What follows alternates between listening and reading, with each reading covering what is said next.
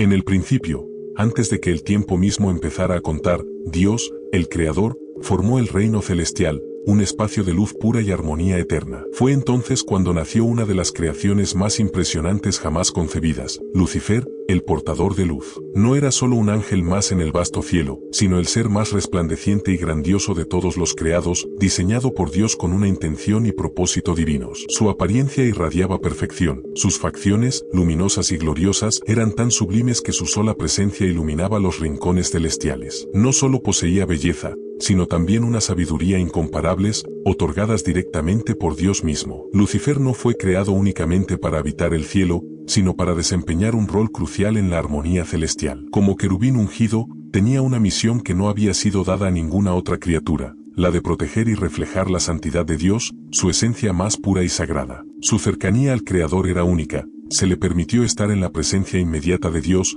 en los lugares más sagrados y llenos de gloria que ningún otro ser podía pisar. Era, en muchos sentidos, la extensión de la voluntad divina en el reino celestial, y cada acto suyo debía reflejar la magnificencia de su Creador. La presencia de Lucifer se percibía como un reflejo directo de la creatividad de Dios. Cada detalle de su ser, cada atributo de su carácter, le recordaba a todos los habitantes celestiales el poder y la generosidad del Creador. Lucifer era, en esencia, el epítome de la gracia y de la perfección. Se le encomendó, además, la importante tarea de liderar la adoración en el cielo, y su voz, llena de melodía y poder, guiaba los cantos de alabanza que resonaban como una sinfonía gloriosa para honrar a Dios. En cada rincón de la creación celestial, se hablaba de la grandeza de Lucifer, de su rol central, y de su incomparable majestuosidad. La relación entre Dios y Lucifer era de una cercanía especial, casi imposible de imaginar. Lucifer experimentaba la gloria divina de una manera íntima, más allá de lo que cualquier otra criatura podría entender. Esa cercanía no solo le otorgaba un gran privilegio,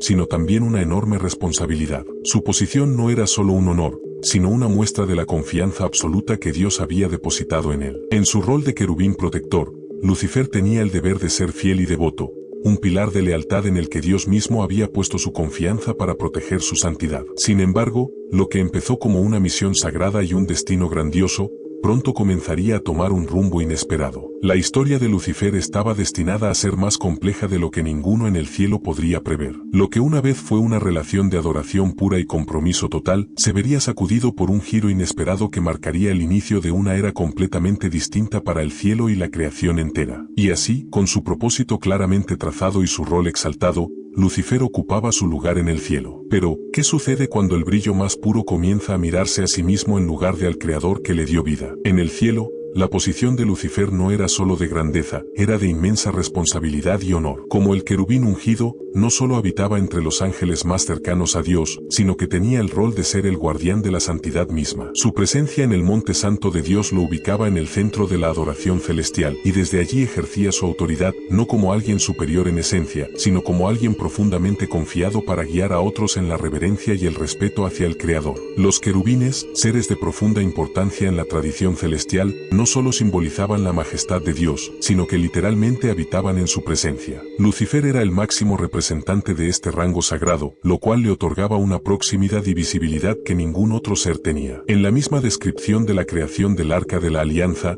el lugar en la tierra que representaba la presencia de Dios, se esculpieron figuras de querubines como símbolo de la protección y santidad divina. Lucifer, en su pureza original, reflejaba ese ideal en su máxima expresión. Dios había confiado en él, no solo con poder, sino con la oportunidad de vivir en su presencia inmediata, un privilegio que hacía que otros ángeles lo miraran con profunda admiración y respeto. Desde esta posición elevada, Lucifer era un líder nato en la adoración celestial. Su voz era la que dirigía los cánticos, su figura la que inspiraba a otros ángeles en la exaltación de la gloria divina. Cuando los cielos enteros se unían en una sinfonía de alabanza, era su presencia la que guiaba, su inspiración la que llenaba de fervor cada coro. Era, en muchos sentidos, el reflejo de la gloria de Dios, alguien que había sido creado para manifestar la sabiduría y la grandeza del Creador a través de su presencia y su adoración constante. Sin embargo, Lucifer no solo desempeñaba un rol en la adoración. Su posición y sus talentos lo colocaban también en una especie de administración celestial. Su sabiduría y su capacidad para entender los misterios de la creación y los planes de Dios lo dotaban de una autoridad especial. Como líder entre las huestes angelicales,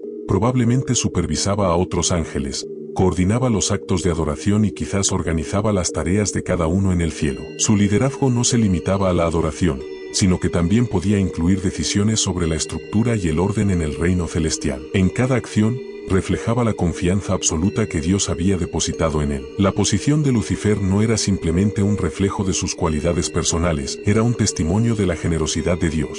Dios le había otorgado belleza incomparable, sabiduría inmensa y autoridad sobre muchos. Cada aspecto de su ser había sido creado para que él pudiera reflejar, en su esplendor, la grandeza del Creador. Su lugar en el cielo no solo mostraba el honor que Dios le había dado, sino también el amor y la confianza con los que Dios había dotado a este querubín. Lucifer, desde su misma esencia, era una muestra de la intención divina de tener seres que, con plena libertad, escogieran adorarlo y reflejar su gloria. Pero, en el corazón de este ser tan exaltado, algo comenzó a cambiar. Su mirada, que había estado siempre dirigida hacia Dios, comenzó a volverse hacia sí mismo. Allí, en el brillo de su reflejo, surgió una semilla de duda y orgullo. Lucifer no se veía ya solo como un reflejo de la gloria de Dios, sino como algo más, algo que podría alcanzar una posición aún mayor. Y así, en su mente, empezaron a surgir pensamientos de grandeza propia, pensamientos que lo llevarían por un camino del que no habría retorno. Fue en medio de esa magnificencia y esplendor que algo profundo y oscuro comenzó a gestarse en el corazón de Lucifer. Rodeado por el reconocimiento y la autoridad que Dios le había conferido, Lucifer comenzó a percibir su belleza y sabiduría como más que simples regalos.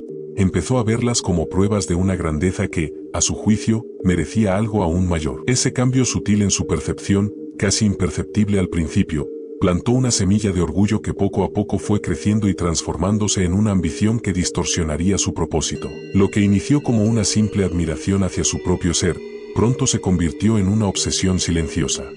Lucifer ya no solo admiraba la obra de Dios reflejada en él, sino que empezó a desear la reverencia que otros le daban al Creador. Se veía a sí mismo como el ser más sublime entre todas las criaturas, y esa percepción alimentaba la creencia de que él, y solo él, estaba destinado a una posición aún más elevada, quizás incluso a la misma altura de aquel que lo había creado. Este cambio no ocurrió de inmediato, fue un proceso gradual, una lenta corrupción de sus pensamientos y emociones. El profeta Ezequiel ofrece una imagen vívida de este proceso, diciendo: su corazón se volvió orgulloso por causa de su belleza y su sabiduría se corrompió a causa de su esplendor. Lo que al principio era una autoevaluación justa y equilibrada, se convirtió en una visión distorsionada de sí mismo. En su corazón, Lucifer ya no encontraba gozo en reflejar la gloria de Dios, sino que cada vez sentía una necesidad más intensa de proyectar su propia gloria.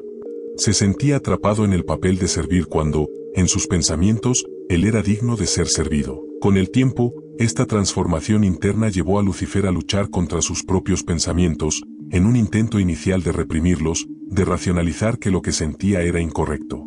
Sin embargo, esta batalla no duraría para siempre. Con cada momento, con cada reflexión, Lucifer permitió que esos pensamientos tomaran más espacio en su mente, al punto de que ya no los consideraba como rebeldes, sino como la verdad oculta sobre su propia existencia. Se veía a sí mismo como el portador de la luz, y no solo en sentido literal, sino como el portador de un poder y un conocimiento que él mismo sentía que Dios había subestimado. Finalmente, esa semilla de orgullo floreció en su corazón, convirtiéndose en una raíz profunda de insatisfacción y de ambición. Ahora, la adoración que antes había dirigido hacia Dios comenzaba a centrarse en él mismo. Lucifer no se veía ya como una criatura más en el gran diseño celestial.